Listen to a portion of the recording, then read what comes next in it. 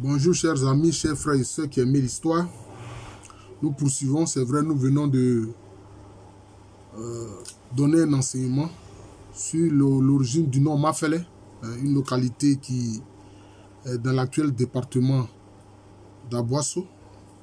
Mais nous voulons revenir sur la série de vidéos que nous avons commencé qui concerne la thèse du maître de conférence Kra Dingra Magloire, intitulée Histoire des Koulango des origines au 19e siècle. Voilà. Alors, nous poursuivons pour parler notamment ici des conquêtes de Bunkani, le royaume de Bouna.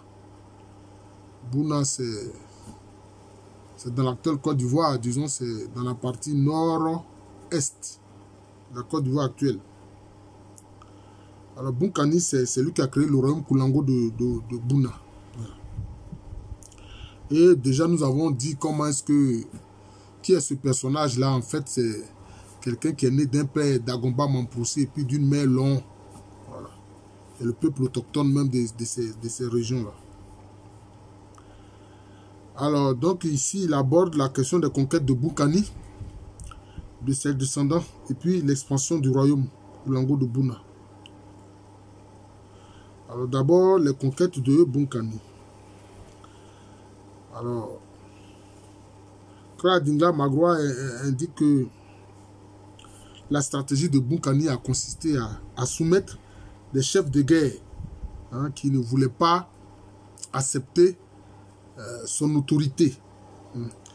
C'est ainsi qu'il a soumis un chef guerrier de la localité de Danois.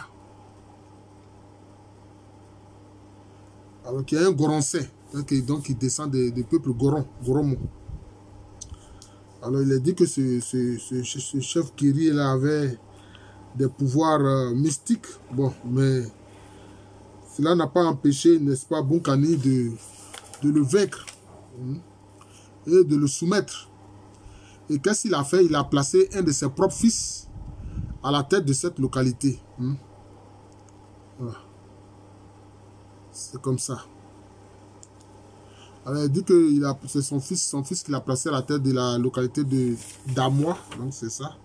Danois, pardon. Danois. Ce fils-là s'appelle Dampa. Dampa.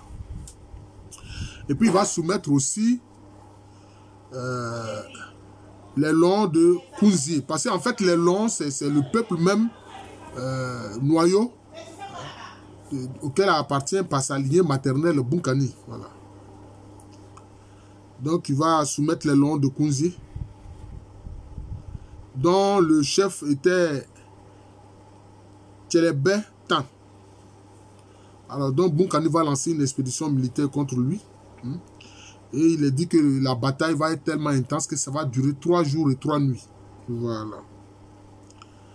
Alors il parviendra à vaincre Tchelebe. Voilà, donc c'est ce qui s'est passé. Et puis aussi, il va soumettre la localité de Saïe. Bon, il y a certains habitants de Saïe qui disent qu'ils sont descendus du ciel à l'aide d'une chaîne. Bon, moi, ça me fait passer plutôt à un peuplement qui est beaucoup plus tardif, qui est du XVIIe siècle. Mais on sait que dans les traditions, beaucoup de Koulango se réclament de Saïe. Beaucoup de Koulango se réclament de Saïe. Voilà. Donc c'est comme ça. Quand vous prenez par exemple les traditions des Koulango qui sont dans le Ghana actuel, notamment les Nkorosé de Nkouran Kwadja, ceux de Sekwa et puis ceux de Badou, pour la plupart ils disent que les ancêtres viennent de Saïe. Voilà. Donc en fait c'est le même peuple. Voilà. Donc là aussi Bunkani va décider. Donc en fait c'est comme s'il décide de rassembler les Longs. Voilà. Sous son autorité, sous sa gouvernance. Voilà, donc c'est ce qu'il va faire. Donc il va soumettre les Longs de Saïe. Alors, ceux de Saïe étaient dirigés par une femme qui s'appelle Nangbolo Yegba. Mais c'était une guerrière vraiment intrépide. Voilà. Mais bon, Bunkani a dit que non, lui ne va pas se battre contre une femme. Mais finalement, ce qui s'est passé, c'est que ceux de Saïe vont se soumettre, n'est-ce pas, à l'autorité de Bunkani. Ensuite, Boukani maintenant va se tourner vers la localité de Siraoudi pour conquérir encore cette localité-là. Il a dit que la conquête de Siraoudi n'a pas été facile. Alors, Siraoudi était dirigé par un chef nommé Inse Katri, qui est du groupe Goro, de Goro.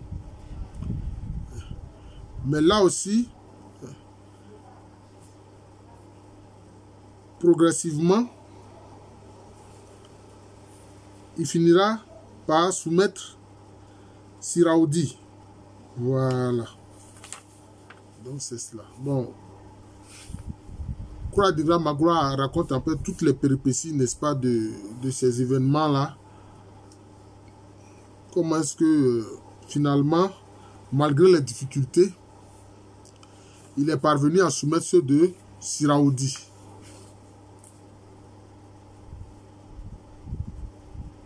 C'est comme ça. Alors, même on parle des épisodes un peu mystiques de la défaite de Inse Katri, le chef de Siraoudi. Bon. Ensuite, ce fut maintenant la conquête de Niamey. Voilà. C'est ainsi.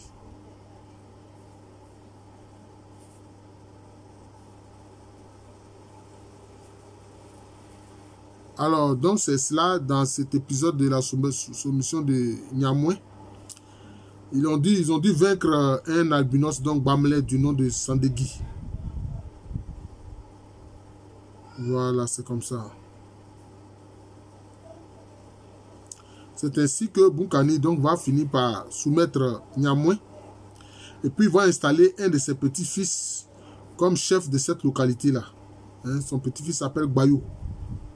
Voilà, son petit-fils s'appelle Bayou.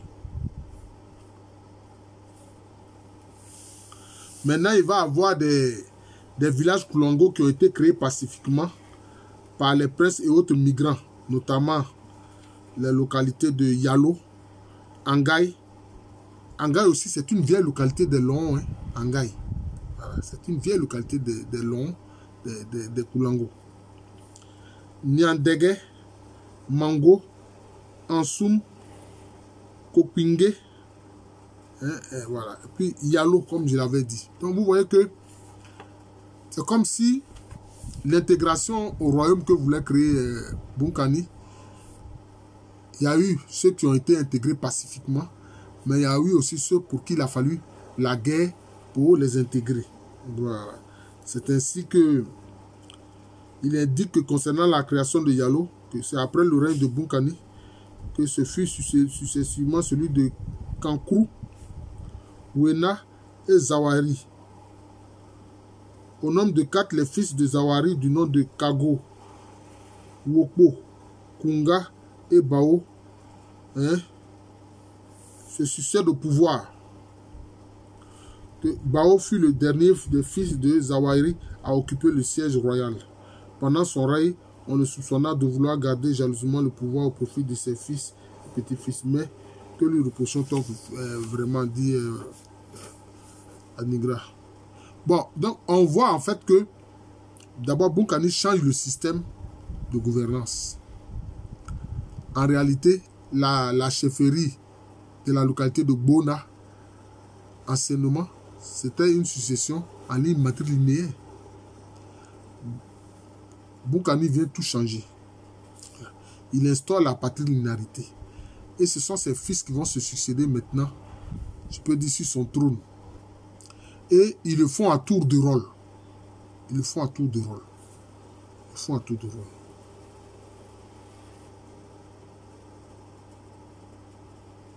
Alors, il dit que... Il faut que je retrouve ce nom-là. Justement, un des fils de Boukani s'appelle Zawari. Et lui, il a voulu installer son fils danois afin qu'après son départ, ce soit lui qui devienne l'héritier présomptif du trône de Bouna. Voilà. Donc, c'est-à-dire que lui voulait restreindre en fait la gouvernance de Bouna au sein de sa descendance à lui. Or, il a eu des frères. Hein? Donc, d'autres fils de de Bunkani. Or, on voulait que le pouvoir soit tournant entre les fils de Bunkani et leurs descendants. Or, Zawahiri, lui, voulait, je crois, tel qu'il est dit là, accaparer le pouvoir pour son lignage propre. Voilà. Son lignage propre. Je crois que c'est ce qui n'a pas abouti. Voilà. Maintenant, il y a la création d'Angaï. On dit le fondateur d'Angaï est l'un des petits-fils de Bunkani nommé Nyanyogo. Nyanyogo. Voilà. Lui aussi, donc, il a créé pacifiquement ce village-là. Et puis, il y a le village de Nyandege. Alors, le fondateur de Nyandege se nomme Dangira. Alors là, il a un nom semblable au royaume d'Ankira. Voilà, donc c'est ça. Il y a la création aussi du village de Mango, de la localité de Mango. Il est dit que la fondatrice de Mango est une vieille dame du nom de Nangbolo Tanda, issue du quartier Piawari. Je crois que c'est un des quartiers de Buna. Elle aussi était une guerrière. Voilà. Elle va quitter Buna avec ses compagnons pour la conquête d'autres territoires. Et c'est comme ça que le village a été créé. Il y a aussi la création de Dansoum. Là aussi, c'est l'un des fils de Bunkani du nom de Kankrou, hein, qui a régné 50 ans, pendant 50 ans à Danois et pendant 50 autres années sur le siège de Buna. Mon Dieu, il a eu une longévité. Alors donc c'est ainsi que bon, le village de Ansoum a été créé. Voilà.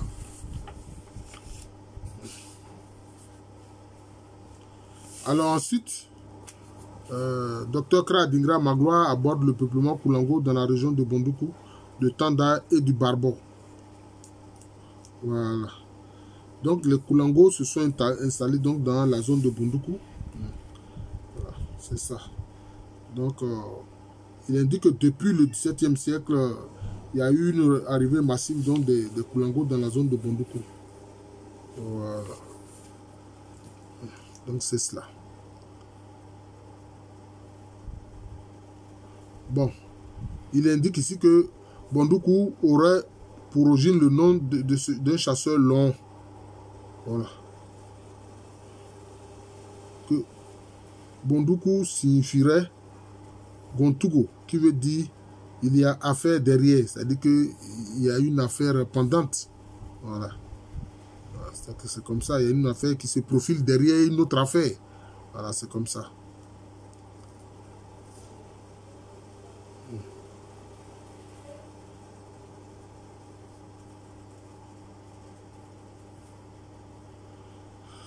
Bon, ensuite, il y a... Bon, il parle d'un nom ici, là, bon, qui attire mon attention. Il dit, la hutte signifie en Koulango, se dit en Koulango, Koutugo. Bon, est-ce que c'est de là que vient le nom Bondoukou? Bon, on ne sait pas trop, mais en tout cas, les Nafana aussi lui donnent un nom. Hein. Ils expliquent aussi Bondoukou avec leurs arguments. Voilà. Voilà, c'est comme ça. Ah, il indique que par ailleurs, on trouve d'autres villages autochtones de la région de Bondoukou, notamment Boroko, Waté, Ananvo. Bon, en fait, Waté, Ananvo, ça, ce sont les Ananfofoué, les Ananfo, voilà. Qui sont aussi dans l'Agni Bona. On les trouve aussi dans l'Agni Bona. Et puis les Dumpo qui sont des Gouans. Donc, on voit que ceux de Waté, Ananfo et puis ceux de Dumpo, bon, ils ne sont pas longs, hein, ils sont différents à l'origine. Maintenant, les Koulango ont aussi créé le village de Boroko. Donc, vous voyez qu'en fait, dans la région, il y avait toutes sortes de populations, hein, telles qu'on le voit. Donc, c'est cela. Donc, il y a des Koulango qui ont créé Boroko. Voilà. Donc, c'est cela. Mais, on le sait, ces zones-là vont être conquises par les Brondiamans, la zone autour de Koulango. Alors, il indique que selon les traditions de Badou, de Sekwa dont je vous ai parlé, que le fondateur de Bouni se nomme Kaka, qui se trouve aussi être le père du troisième roi de Badou, du nom de Samadé. Aussi, le même Kaka se trouve être le leader de la migration des Koulango de Sekwa. Voilà. Il a parlé de Badou de Sekwa, mais il y a aussi un courant Kwadja. Il y a aussi un courant Kwadja. Alors, les futurs Koulango de Sekwa et de Badou soumettront Sampa, où il y a des Senufo Nafana. Voilà. Bon, il parle ici du Soumahene, en fait, qui est un chef guerrier au service du roi des Brondiamants. Hein. Voilà. Les Koulango aussi se sont installés à Laoudiba. Hein, Laoudiba. Et qui sont originaires de Saye. Je vous ai dit que Saye, c'est une zone où il y avait beaucoup de longs. Voilà, et beaucoup de Koulango se réclament de Saye comme zone d'origine. Alors, ils ont dit que leur chef s'appelait Takiwalogo, qui a donné son nom, qui a donné sa sœur du nom de Poiténé à un roi sanguinaire de Bouna, dont le nom ne nous a pas été livré par la tradition orale. Bon, il a donné sa sœur en mariage, je vais dire. Et il dit qu'un jour, cette femme fut égorgée sous les injonctions du roi de Bouna, sous le prétexte qu'elle aurait commis l'adultère. Bon. Très ému, le roi Takiwalogo décida de partir de la région de Bouna avec toute sa famille. Bon, donc il explique dans quelles circonstances les Koulango là ont quitté Bouna pour aller créer sans doute Laoudiba. Les villages Koulango qui appartiennent à la même migration que les Koulango de Laoudiba sont Marawi, Yerekai, Bodé, Nassian Ganzé, Gondo, Banwi, Koulango et Tiendi, Walogo. Donc on voit que c'est comme s'il y a une population qui est importante. Donc les Koulango sont nombreux. C'est pour ça qu'ils créent toutes ces localités-là. C'est pour ça qu'ils ont pu créer toutes ces localités. Donc ils sont assez nombreux. Voilà, c'est ça, c'est ce qu'on constate. Et puis d'autres Koulango ont créé la localité de Torosangui. Voilà. Et eux aussi, ils viennent de Saye. Ils viennent de Saye, qui est une zone plus au nord, très au nord même de Bouna. Et puis maintenant, il y a encore d'autres Koulango qui ont créé la localité de Sepingo. Voilà. Eux aussi, toujours originaires de Saye. Voilà. Alors, donc, il y a d'autres encore de ce même groupe-là, hein, de Sepingo, qui se sont installés à Yezimala. Voilà, ils se sont installés à Yezimala. C'est cela. Et puis encore d'autres Koulango qui se sont installés à Deba. Eux aussi, ils viennent de Saye. Voilà, c'est comme si vraiment il y a une descente des différents groupes de Koulango venant de Saye ou bien d'Angaï pour certains. Il y a aussi les Koulango de Lanaï ou Lanaïe si vous voulez.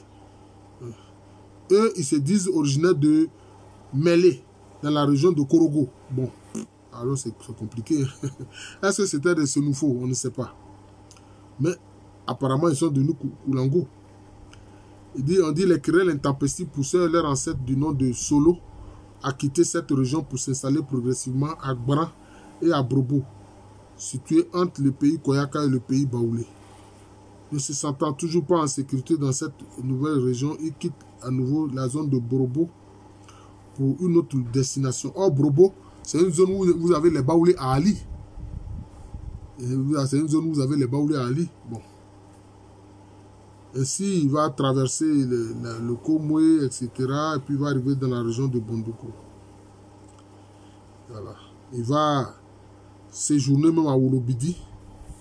Voilà. Donc, il indique ici qu'au départ, l'ancêtre solo est d'origine, donc Senufo Nafana. Senufo Nafana. C'est ça. Mais, sans doute, comme on le voit ici, il y a eu ce qu'on a appelé une mutation ethnique. Les ancêtres étaient Senufo, mais à l'arrivée, bon, ils se fondent dans le peuple Koulango parce qu'ils deviennent locuteurs de la langue Koulango. Voilà, donc par les faits, ils deviennent des Koulango. Par les faits, ils deviennent des Koulango, mais ils savent qu'anciennement, ils étaient Senufo Nafana. Il y a aussi les Koulango qui sont installés massivement dans la région de Tanda. Dans la région de Tanda. Donc, on voit donc vraiment une expansion spatiale des Koulango à travers la migration. Voilà. Et puis les Koulango aussi ont créé la localité de Nagafou. Voilà, la localité de Nagafou. Tout ça a été créé aussi par les Koulango. Et puis, ces mêmes Koulango aussi ont créé la localité de Djom. Et ils sont partis de Bouna. C'est de Bouna ils ont créé Djom. Voilà. D'autres localités, d'autres Koulango, pardon, ont créé la localité de Brakodi. Brakodi, ouh là là, ça me fait penser à Brakodi à Djamé ici. Voilà. Et puis, là, je ne serai pas trop d'accord avec lui. Hein. Il dit qu'il y a des Koulango de Sandégué. Est-ce que c'est la région de Sandégué ou bien c'est la localité même de Sandégué? Parce que la localité même de Sandégué a été créée par des Agni Bini. Voilà, mais c'est dans le Barbo. Dans le Barbo. Qui va faire partie du royaume Brondiama. Mais il dit que des Koulango se sont installés dans la région de Sandégué. Voilà. C'est ça. Voilà. Donc c'est cela. Mais pour lui, il indique ici que bon, c'est un Koulango hein, qui s'appelle Dagoulou San. Mais j'ai d'autres traditions qui montrent que Sandégué vient de Santeke, c'est-à-dire plume. Les plumes de guerriers. Voilà. Littéralement, c'est les plumes de guerriers. Ensuite, les Koulango ont créé la localité de Dimandoukou.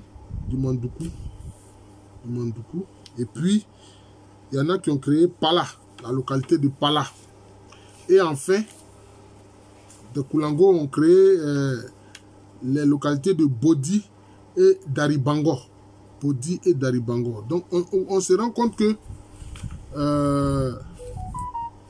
les Koulango, vraiment, ils ont connu, je peux dire, une sorte d'expansion territoriale hein, depuis les zones beaucoup plus au nord de Saye, d'Angaï ou même de Bouna, hein, qui se sont répandus vraiment particulièrement dans la région de Bondoukou, etc., ou même dans le Barbon.